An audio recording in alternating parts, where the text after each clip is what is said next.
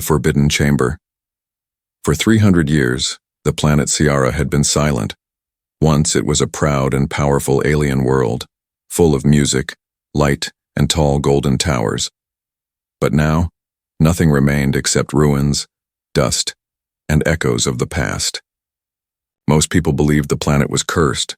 Some explorers came here, but none stayed long. They said it felt like something was watching. But Jake Marlowe, a human explorer, wasn't afraid of ghost stories. He had heard rumors, stories about a hidden room, a secret chamber that held a sleeping alien princess. They said she was beautiful, powerful, and frozen in time. Many tried to find her, but no one could even open the door, let alone wake her. Jake had come to find the truth. His boots crunched on old stones as he walked through the broken halls of the royal palace. The air was dry and cold. Strange blue. Light came from glowing crystals on the walls.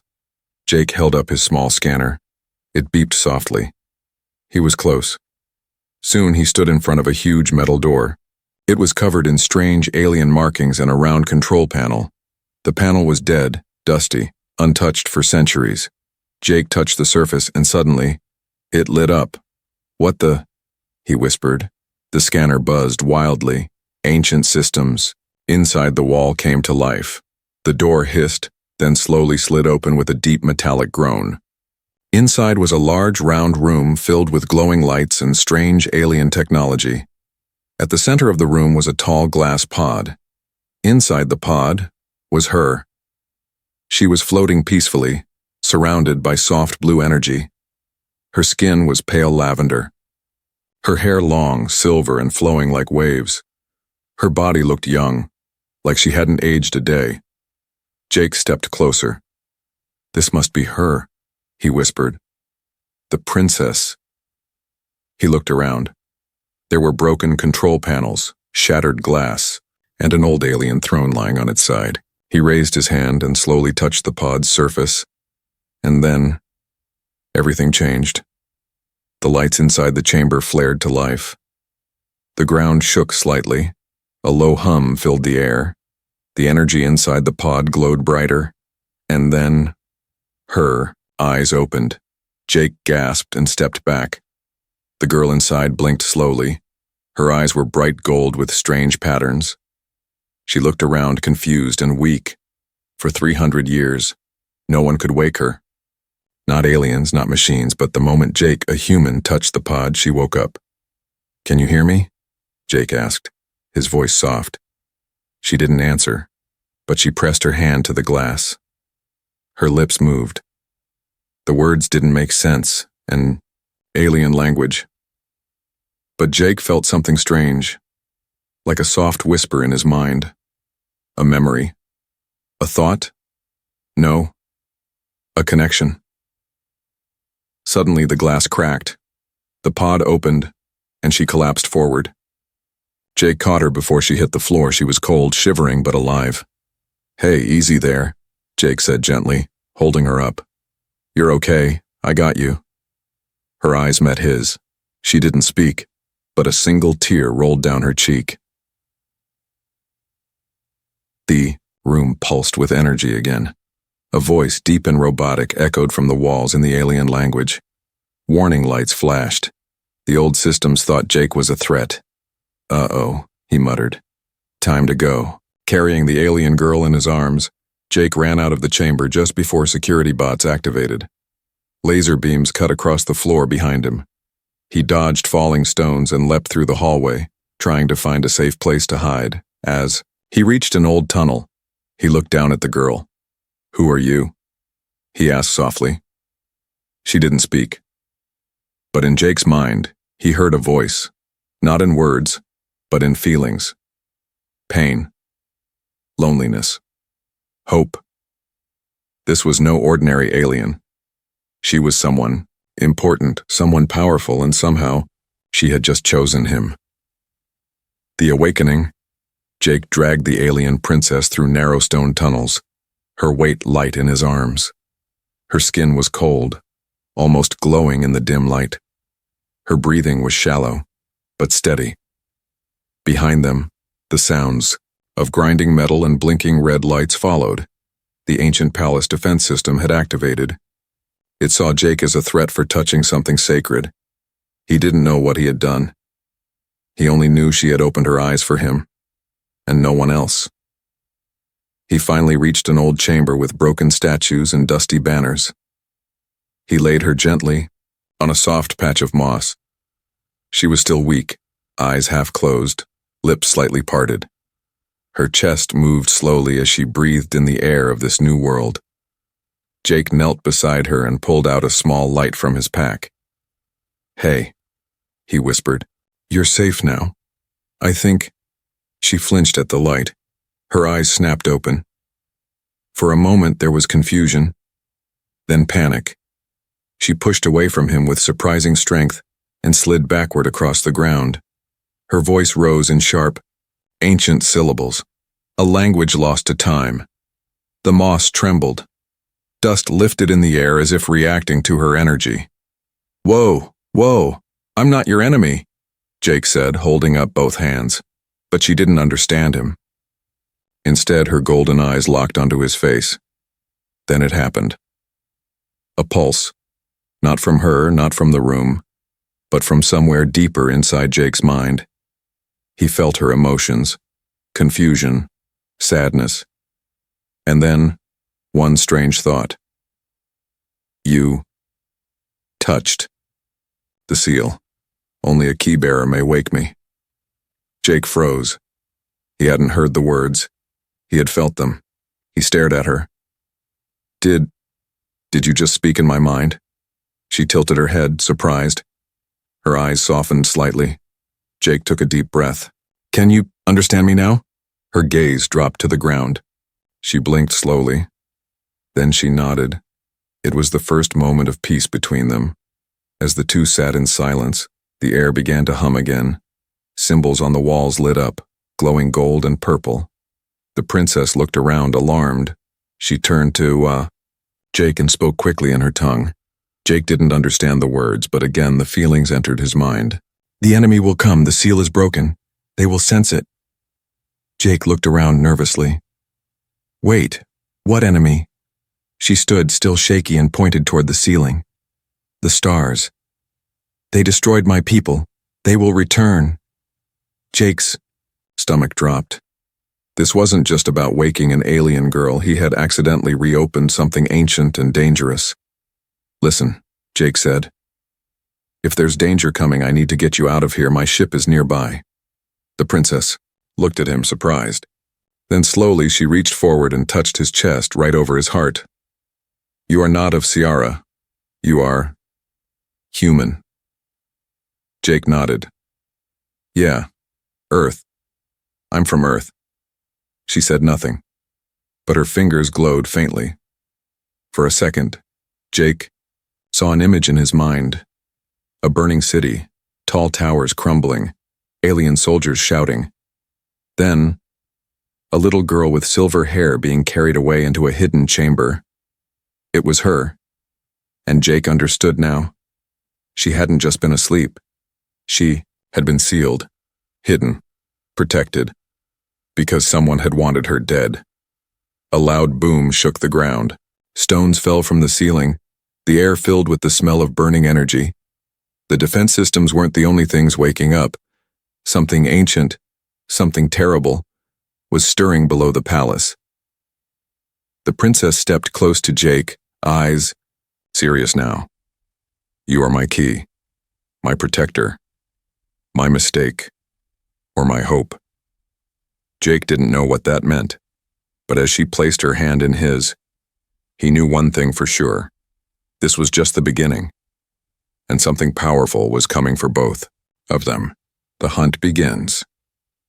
Far beyond the ruined world of Ciara, a signal pulsed through deep space. It was old, ancient even, a code only known to a few. It hadn't been triggered in 300 years, but now it was awake, broadcasting one message over and over again. Royal seal breached, bloodline active. And across the stars, powerful beings heard it. On a floating war station, a mercenary queen with metal wings opened one eye and whispered, "She lives." In a red nebula, an old general, once loyal to the Sayari Empire, stood from his throne of bones. "Prepare the fleet." And deep within the core of a black asteroid prison, a dark figure broke its chains and screamed, "Find the girl. Kill the key." Back on Ciara, Jake and the alien princess, Lysera, moved through overgrown ruins. The old palace was behind them now. They had found shelter in the old gardens, now just twisted vines and broken statues. Jake's comm device crackled. He checked it. No signal. No chance of calling for help yet. Lysera stayed close, her steps still unsteady, but she was stronger than before. Her body was recovering. Her memories were returning. In the last few hours, she had told Jake bits and pieces. Through their mental link, her kingdom had been betrayed. She had been sealed away by her own people, for protection. Only a chosen being, marked by the ancient key code, could wake her.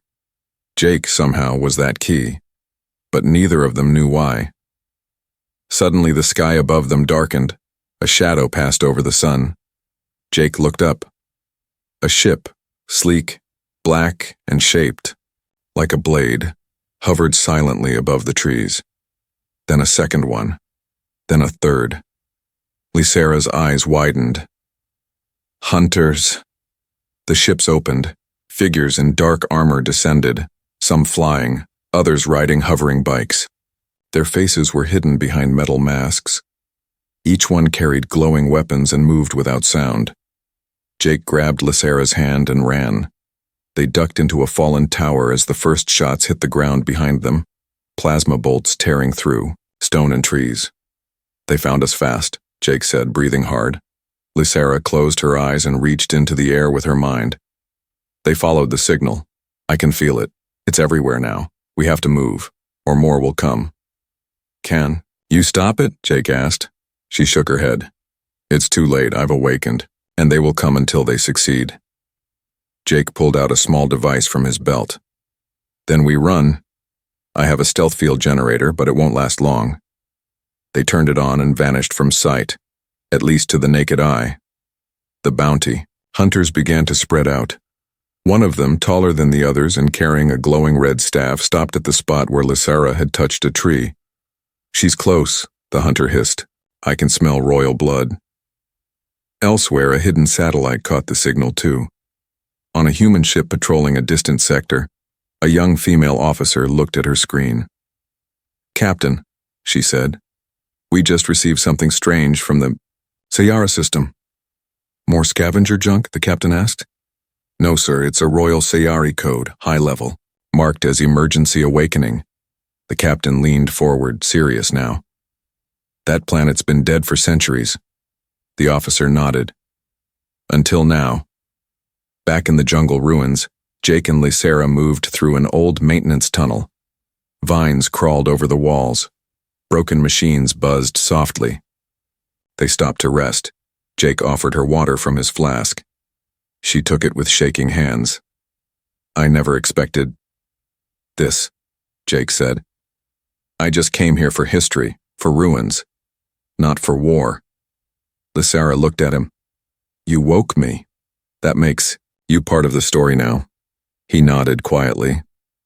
"Do you remember why I was the one who could wake you?" Lysera hesitated, then she touched his forehead gently. A flash of images entered Jake's mind. A glowing stone, a prophecy, a human figure holding the key of stars. Jake gasped. "Wait, that's me?" "You carry the key," she said softly. "I don't know how, but you are bound to me, and that makes you a target." A loud crash echoed behind them. They turned. The bounty hunters had found the tunnel. "Move!" Jake shouted. They ran deeper into the darkness, their path lit only by faint blue vines. Behind them, the tunnel echoed with footsteps. And the cold, hungry breathing of the hunters.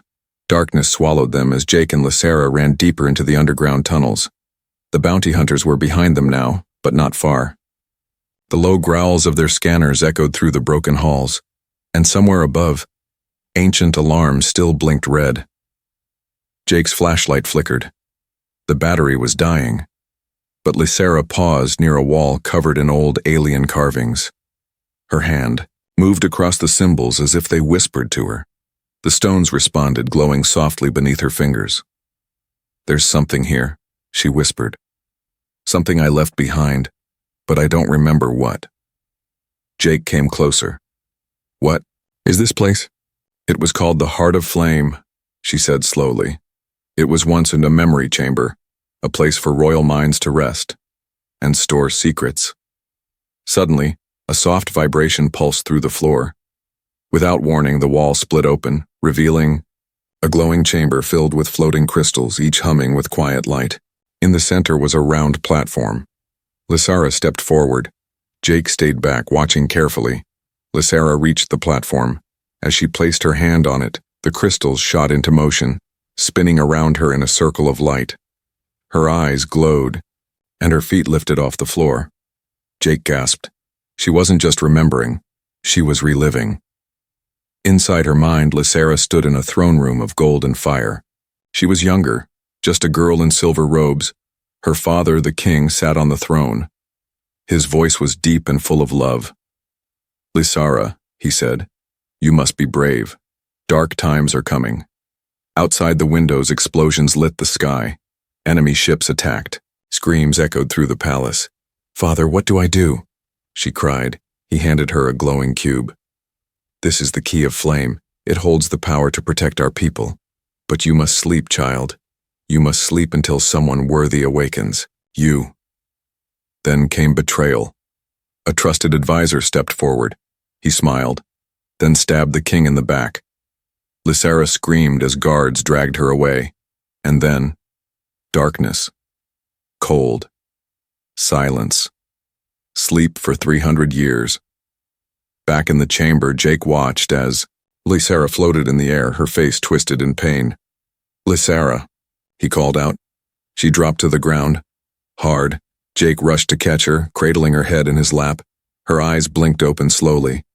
She looked changed. "I remember," she whispered.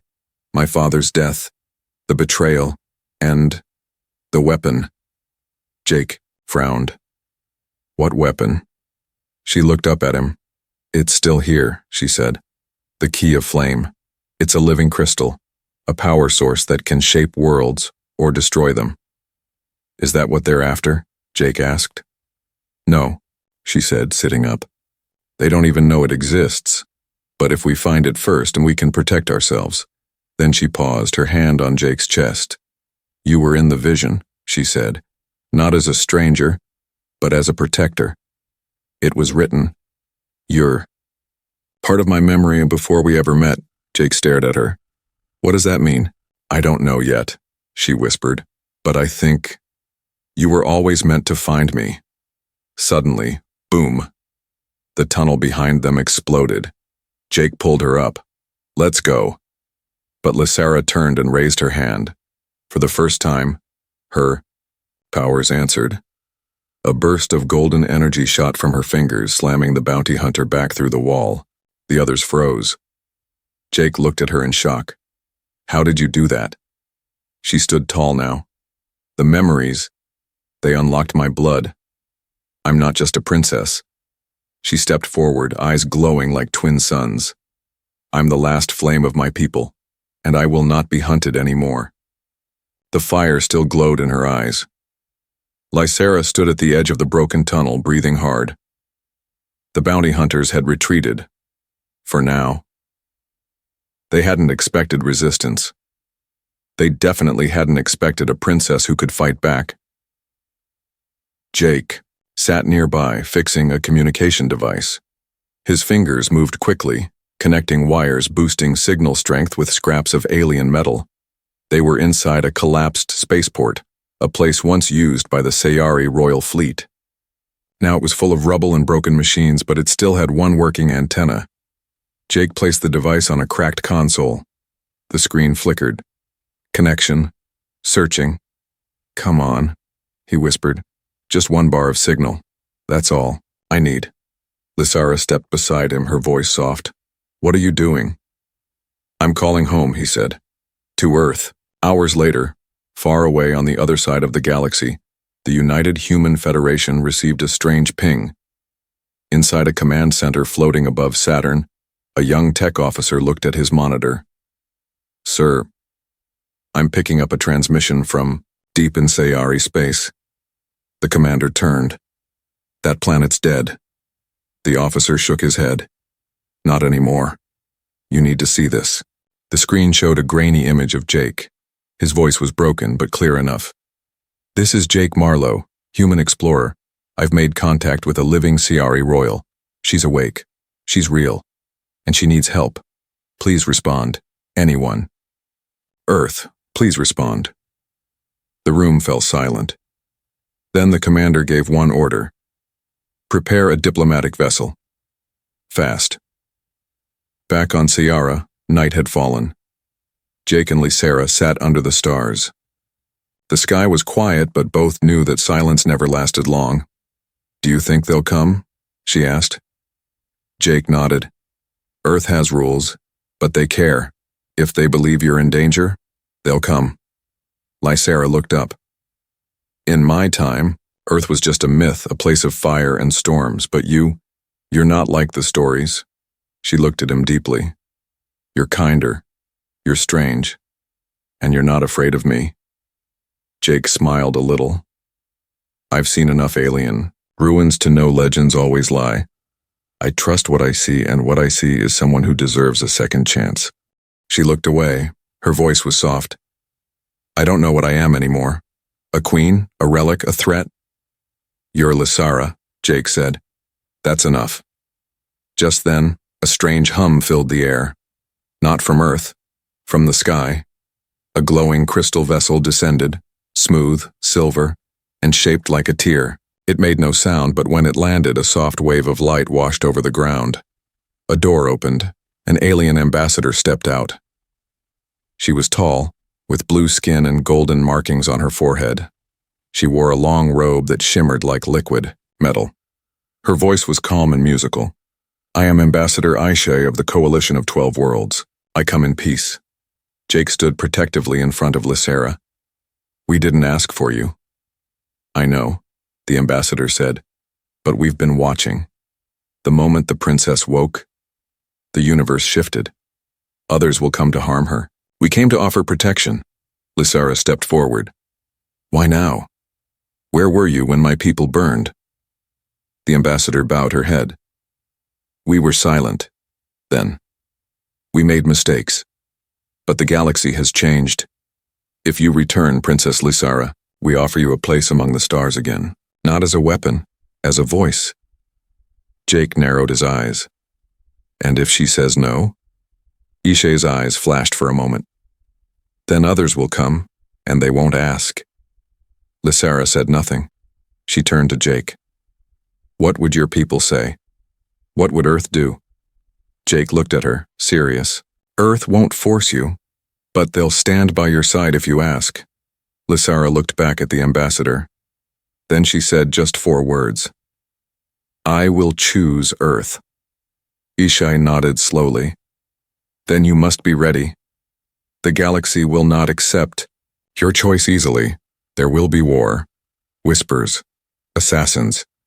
"I've faced worse," Lysera replied. Later that night, Lysera looked up at the stars again. She was no longer just a lost royal. She had made her first decision in 300 years, and beside her one human stood, not as her servant, not as her subject, but as her equal. The galaxy was watching. But so was Earth, and everything was about to change. The sky turned red. At dawn, Jake stood at the edge of the old landing platform, holding a plasma rifle he barely knew how to use. His hands were shaking, but not from fear. From adrenaline they were coming. From the cliffs, the mountains, even from orbit. Every hunter, every enemy of the old Sayari line had heard the call. And now, they wanted Lysera. She stood beside him, wearing armor made from the ancient ruins of her people. It shimmered with energy. Her eyes glowed faint gold and her hands were wrapped in energy bands. She didn't look afraid, but inside her heart beat like a war drum. Below them, deep in the heart of the planet, was the hidden vault her father had once spoken of, the Vault of Flame. It held more than relics. It held the key of flame itself. living crystal, a weapon, a crown, and a trap. Because once they opened the vault, it would call to every creature in the stars who sought power. Do you trust me? Lysera asked Jake quietly. Jake glanced at her. After everything we've been through, I'd follow you into hell. Good, she said, because we may already be there. She reached out her hand, and he took it. Together they stepped onto the vault platform. Lysera placed her palm against the glowing console. Ancient glyphs lit up, spinning in circles. A low hum echoed through the cliffs. The ground shook. The vault began to open. But far above in the sky, something darker moved. An old Sayari battlecruiser, blackened by time and war, approached silently. It belonged to Admiral Viel, the traitor, who had once served Lysera's father and then led the rebellion that destroyed her people. He was still alive, still hunting. He looked out from his bridge window, his eyes filled with hate. She's alive, he whispered. The last ember of the flame, and today we end it. His fleet descended. On the surface, the vault opened like a blooming flower. Inside, a massive glowing crystal floated above a pool of liquid light. Jake stepped back, stunned by its power. It pulsed with energy that felt alive. Lysera walked toward it. Flashes of memory filled her mind. Her father's voice, her people singing, her world before the fire. The crystal pulsed harder. Are you sure it's safe? Jake asked. No, she replied, but it's part of me. I have to claim it. She reached out and touched it. The energy wrapped around her. For a moment, her feet left the ground. Her body glowed brighter than the sun. Her voice echoed in the chamber without moving her lips. I am Lysera, last heir of the flame, and I take back what was stolen. A blast of light shot into the sky. A signal. The war had begun. Above, the enemy ships opened fire. Plasma rained down on the cliffs, shaking the earth. Jake and Lysera ran from the vault as explosions cracked the rocks around them. She had the key now, but it came at a cost. Admiral Viel had arrived, and he wasn't alone. Dozens of bounty hunter ships landed, releasing dark armored soldiers with glowing blades and shields. Jake turned on his comm. Earth, we need help now. A reply came through static. Human vessel en route, ETA 10 minutes, hold your ground. Jake looked at Lysera. We have to hold this place until Earth arrives. Lysera nodded. Then let's give them a reason to remember us. The battle began. Jake set traps using scavenged human tech and old Sayari devices. Explosive mines, laser tripwires, EMP charges. Lysera used her powers, blasting enemies with energy bursts, shielding Jake with glowing barriers. The key of flame circled her like a living halo, responding to her every move. But they were outnumbered. Jake took a shot to the arm. He cried out, blood pouring, but he kept fighting. I'm fine, he yelled, even as he limped behind cover. Lysera stood above him, her voice rising like thunder. I am the flame reborn. Come if you dare.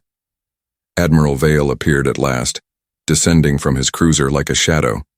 He walked through fire, his face twisted in anger. You should have stayed dead, he growled. Lysera stepped forward. You burned my people, my family. But you forgot one thing, he sneered. What? She pointed to Jake. This time I'm not alone. And then, Earth arrived. A massive human warship broke through the clouds, cannons blazing. Drop pods launched from orbit, slamming into the battlefield.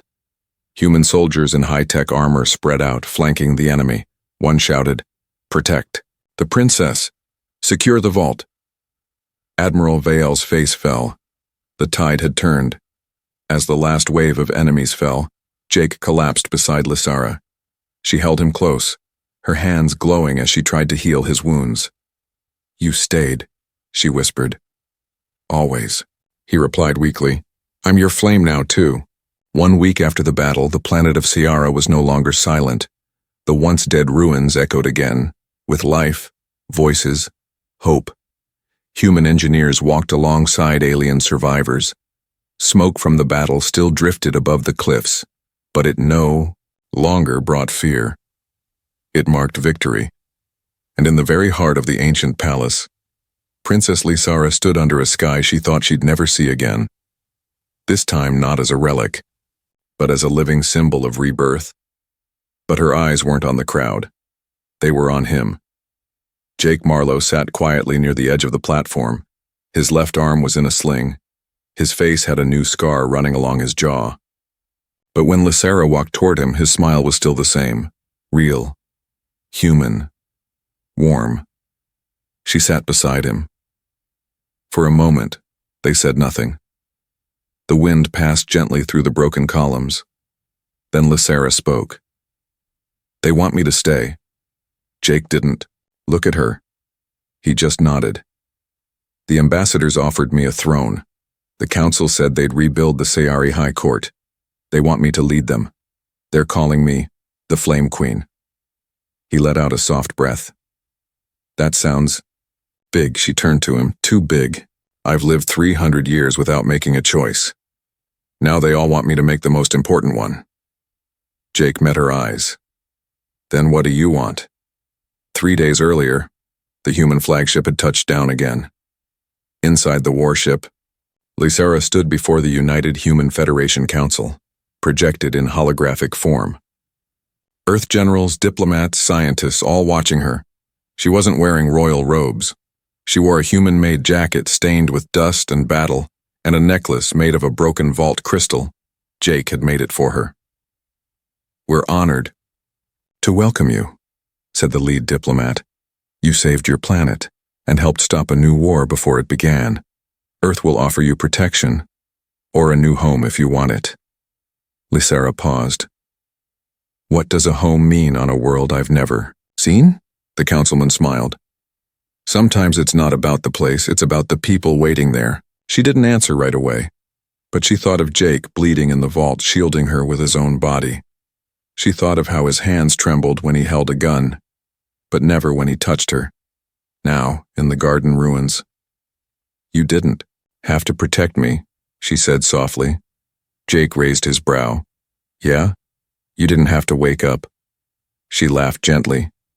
Then her face grew serious. "If I stay here, I rebuild a kingdom. If I leave, I disappear. Just become another strange story in the stars." He nodded. "That's the thing, Lys. No one else can make this choice. Only you." She was quiet. Then she whispered, "If I asked you to stay here with me, would you?" Jake didn't hesitate. "Yes." Her lips parted, surprised. "But not because you're a princess, not because of power or glory. I'd stay if it meant waking up next to you every morning, learning your smile, knowing you is more than a story." She turned away, heart pounding. "I don't want to be worshipped, Jake," she said. "I want to be seen." He gently touched her hand. "You already are." Later that night, the old throne room was quiet. The stars above glowed in shades of violet and blue. Lysara stood before the same pod she had slept in for 300 years. She placed her hand on the glass. "This was my prison." She turned and saw Jake standing at the doorway. "I made my choice," she said. He stepped closer, afraid of her answer. She took a deep breath. "I won't stay. Not here. Not as their symbol. My people need to move forward, not look back." Jake stared. "You're leaving?" She shook her head. "We're leaving." His eyes widened. "Wait, you mean—" She smiled. "You once told me Earth had music, rain, ice cream, terrible movies. I want to see it all." Jake grinned. "You'll hate the traffic." She laughed, then leaned forward and kissed him, soft and full of meaning. No fire, no war, just warmth. 1 month later, on Earth, in a quiet lakeside cabin, in Colorado, 2 new shadows danced behind the windows. Lysera now wore human clothes. She learned to cook, to walk barefoot on grass, to ride in a hoverbike. Every day was new. Every morning was a gift. She still had the key of flame, now locked, away safely. She wasn't hiding it, just choosing peace. Sometimes reporters came. Sometimes alien envoys asked for meetings. But mostly she ignored them, because on Earth she was just Lysera, and every time she heard Jake laugh in the next room, she knew she made the right choice. In the end, she didn't choose a throne. She didn't choose a crown. She chose a man who saw her pain, held her hand, and called her home. And in doing so, she proved a truth old as stars. Sometimes the strongest flame isn't the one that burns empires, but the one that lights a single heart.